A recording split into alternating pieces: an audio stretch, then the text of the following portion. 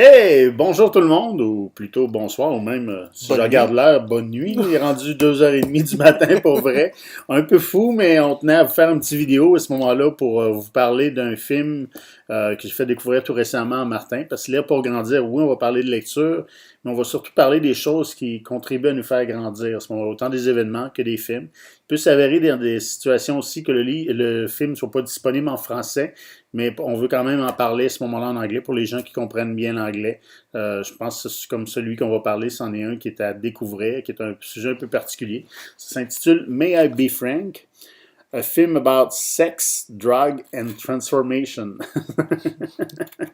Et C'est Martin l'a vraiment, visionné tout récemment. C'est qu'on a ton opinion un peu. c'est vraiment un bon film. C'est un film qui est venu me chercher moi parce que je me suis, euh, je me suis reconnu dans le personnage. C'est l'histoire d'un homme qui prend sa vie en main. Je pourrais résumer ça brièvement comme ça, autant du côté physique que mental. Et puis, c'est un film qui est très, très, très drôle.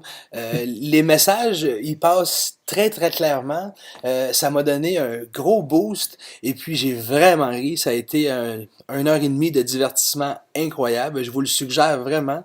Si vous avez envie de vous changer les idées puis de grandir en même temps, donc prenez une heure et demie de votre vie et puis écoutez ce film-là. Je vous le dis, ça vaut vraiment la peine.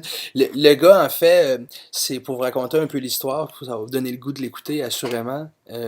C'est l'histoire d'un homme qui fait une grosse vie remplie de luxure malsaine. Il prenait de la drogue et de l'alcool, mais Médication aussi, c'est ça, beaucoup. Hein, beaucoup de médicaments. Il était très malade. En tout cas, tu sais, ça allait pas bien son affaire finalement. Et puis il a rencontré des gens euh, dans un café qui s'appelle Gratitude Café à San Francisco. Et puis ces gens-là ont complètement transformé sa vie. La seule chose qu'il avait à faire, c'était de se laisser guider par eux. Donc, je vous en dis pas plus parce que sinon, je vais me mettre à rire et je vais vous donner toutes les meilleures punches. Donc, je vous invite à l'écouter. Et puis, ben, c'est ça. Il y a un franc-parler new-yorkais, justement, lui qu'on appelle Frank, qui est assez spécial aussi. Là. C'est qui est le fun, qui est très divertissant. Juste vous montrer un petit peu les photos d'avant-après de Frank maintenant. C'est que vous voyez de quoi il avait l'air auparavant.